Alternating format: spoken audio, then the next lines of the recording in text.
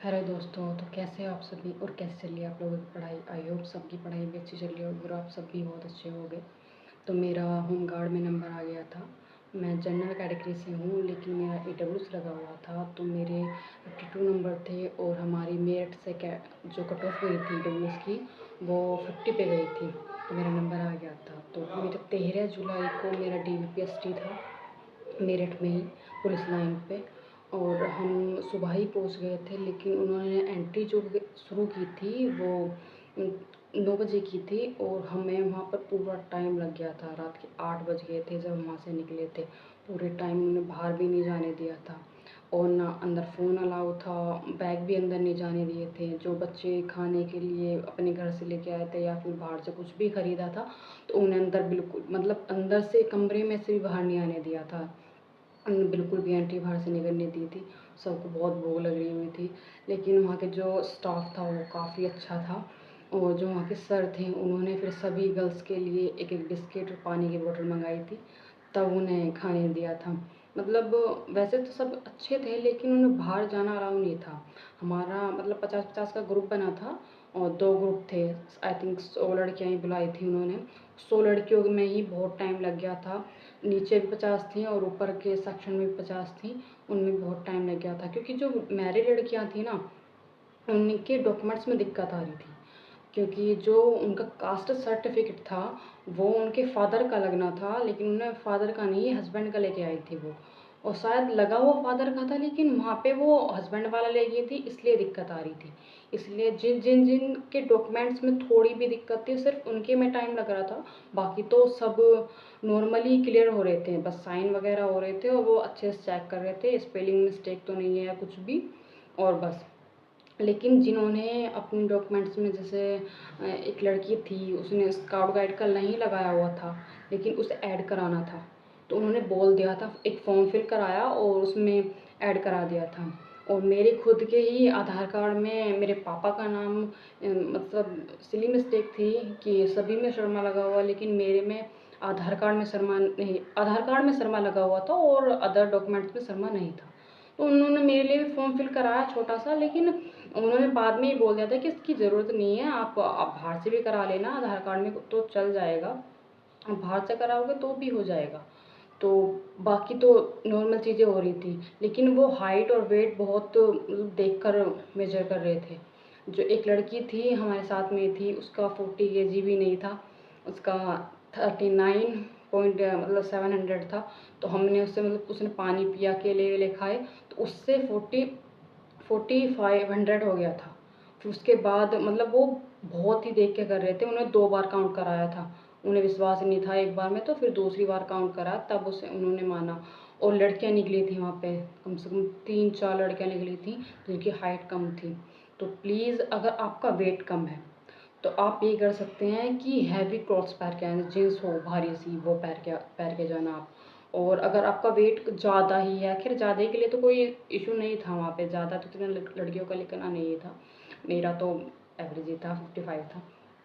तो ज़्यादा तो इतना था नहीं, बट फिर भी अगर कम है आपका तो आप हैवी कपड़े पहन के जाना। और मतलब हैवी जीन्स, अगर मतलब जीन्स पहन ली तो उसके नीचे शॉर्ट लेग ही पहन लेना, जिससे और वेट बढ़ जाए। ज़्यादा ही कम हो तो ही 40 तो होता ही ज़्यादातर सबका, किसी किसी का ही कम होता है, तो आप देख लेना पहले ही। और हाइट में भी वो हाइट तो बिल्कुल भी मेजर, मतलब अच्छे से मेजर कर रहे थे, क्योंकि मेरी जो मुझे लगता था वो 160 लगती थी, लेकिन वहाँ भी उन्होंने 159 उतारी थी मेरी, मतलब काउंट की थी मेरी। तो आप देख लेना कि आपकी हाइट कितनी है, अच्छे से मेजर कर लेना। 2-3 लड़कियों ने वहाँ पे अपील दी थी, आई थिंक 4 लड़कियाँ थी जो हाइट में निकली थी, और उन्होंने अपील दी थी, लेकिन वो नहीं कर सकते ना। अब आप वेट तो बढ़ा लोगे लेकिन हाइट नहीं बढ़ा सकते। तो उन्होंने बाद में रिज़ल्ट उन्होंने 8 बजे बता दिया था हमें, तो फिर उन्होंने बता दिया था कि सिर्फ ये 4-5 लड़कियाँ हैं जो नहीं हुई हैं, बाकी तो सब पास हैं। डॉक्यूमेंट्स में दिक्कत आ रही है, आप अच्छे से वेरीफाई करके जाना।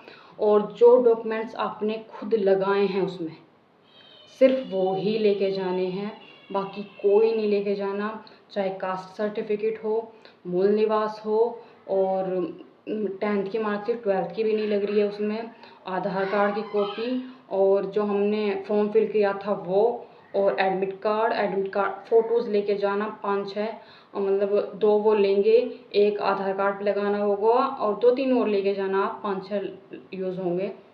बाकी एक पेन भी ले जा सकते हो आप। और तो इतना कुछ था नहीं, बस ये था जो डॉक्यूमेंट्स उसमें लगे हुए हैं वो ही लेके जाने हैं। और अगर आपके पास स्काउट गाइड और ड्राइविंग लाइसेंस भी है बना हुआ और आपने उसमें ऐड ऑन नहीं कराया है, मतलब आपने जब फॉर्म फिल कराया था और उसमें ऐड ऑन नहीं कराया था, तो वहाँ पे भी आपके पास ऑप्शन होगा कि आप ऐड ऑन करा सकते हैं। फॉर्म फिल कराएंगे, थोड़ा टाइम लगेगा, थोड़ा इशू आएगा, लेकिन आपको नंबर मिल जाएंगे, ये बहुत बड़ी बात है। और एक नंबर भी बहुत इम्पोर्टेंट होता है, आप सभी जानते हैं। और इसमें तो वैसे भी मेरिट थोड़ी हाई जाने के चांसेस हैं, क्योंकि मतलब एक तो पेपर हार्ड आया था और दूसरा मेरिट भी अब भी हाई गई है, ज़्यादातर हाई गई है, क्योंकि अब की बार एससी की 53 गई है। तो प्लीज़ अगर आपको के पास कुछ भी चीज़ है ड्राइविंग लाइसेंस, तो आप ऐड ऑन करा सकते हैं, क्योंकि आई थिंक ये ड्राइविंग लाइसेंस का भी 1 नंबर मिलता है, मुझे पता नहीं था और मैंने बनवा भी नहीं रखा था। तो अगर आपके पास है तो आप लेके जाना, वहाँ ऐड ऑन करा लेना और अच्छे से वेरीफाई करा के अपने डॉक्यूमेंट्स वगैरह तब अंदर जाना। और एक एक सेट ही लगा रहे हैं वो ज़्यादातर लड़कियां, मैं तो 3-3 लेके गई थी, लेकिन आप एक एक सेट लेंगे बस वो, फिर भी आप 2-2 बनवा के जाना, एक एक सेट लेंगे सब चीज़ के डॉक्यूमेंट्स के, और वहाँ पे वो काउंट करा लेंगे। उसके बाद अच्छे से वेरीफाई कराने के बाद वो आपको फ्री कर देंगे। लेकिन अगर आपको कुछ भी इशू होगा तो वहाँ पे आप बता सकते हैं, किसी भी तरह से वो हेल्प कर देते हैं, ऐसी बात नहीं। एक लड़की का मतलब ज़्यादा ही इशू हो रहा था तो उन्होंने फ़ोन भी दे दिया था कॉल करने के लिए कि आप करा सकते हो। अब मेरी लड़कियों को थोड़ी सी दिक्कत आ रही है, तो वो अच्छे से नोटिफिकेशन पढ़ के और चीज़ें बूझ लें पहले और तब जाएं। बाकी आप सबका जितने मतलब जितनी मेरिट पे गई है और उससे कितने नंबर ऊपर बन रहे हैं, आप कमेंट में ज़रूर बताना। और जो भी कोई डाउट हो किसी भी तरह का, कि हाइट में, वेट में और डॉक्यूमेंट्स में कुछ भी पूछना हो, आप मुझे कमेंट करके बता देना, मैं ज़रूर रिप्लाई करूँगी। और मेरी एक जर्नी शुरू होने वाली है होम गार्ड के मतलब फिजिकल की तैयारी के लिए, और एसआई के लिए मैं एक मतलब 8 घंटे के स्टडी का रूटीन्स की वीडियोज़ बनाने वाली हूँ। तो आप प्लीज़ कमेंट करके बताना कि आप सब मेरे साथ जुड़ना चाहेंगे या नहीं।